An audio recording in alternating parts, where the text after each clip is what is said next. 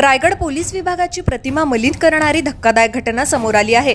POCSO कायद्यांतर्गत कारवाई न करण्याच्या मोबदल्यात तब्बल 5 लाख रुपयांची लाच मागणाऱ्या पोलीस हवालदाराला लाचलुचपत प्रतिबंधक विभागानं रंगेहात पकडलंय। आरोपी हवालदारानं पहिल्या हप्त्यापोटी 3 लाख रुपये स्वीकारताना महाड शहरात सापळा रचून त्याला अटक करण्यात आली। रायगड जिल्हा पोलीस मुख्यालयात कार्यरत असलेला हवालदार विशाल वाघाटे याला लाचलुचपत प्रतिबंधक विभागानं 10 ऑक्टोबर 2025 रोजी 12:15 वाजेच्या सुमारास महाड शहरात लाच घेताना रंगेहात पकडलं। तक्रारदार हा 30 वर्षीय पुरुष असून त्याच्यावर पॉक्सो कायद्यांतर्गत कारवाई टाळण्यासाठी आरोपी वाघाटे यानं 5 लाख रुपयांची लाच मागितली होती। तक्रारदारानं 8 ऑक्टोबर रोजी लाच मागणीची तक्रार अँटी करप्शन ब्युरोकडे दाखल केली। त्यानंतर 9 ऑक्टोबर रोजी लाच मागणीची पडताळणी करून आरोपीची मागणी खरी असल्याचं स्पष्ट झालं। निर्धारित ठिकाणी म्हणजेच महाड शहरात 10 ऑक्टोबर रोजी पहिल्या हप्त्यापोटी 3 लाख रुपये स्वीकारत असतानाच वाघाटेला एसीबी पथकानं रंगेहात पकडलं। या प्रकरणी महाड शहर पोलीस ठाण्यात गुन्हा नोंदवण्याची प्रक्रिया सुरू आहे।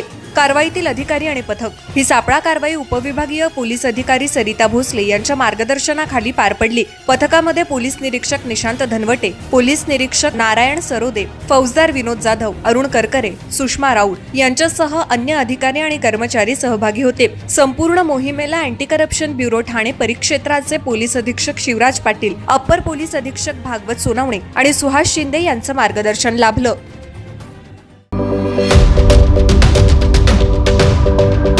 यूट्यूबवर सुद्धा रायगड टाइम्स सर्च करा आणि पहा रायगडच्या कानाकोपऱ्यातील प्रत्येक बित्तम बातमी।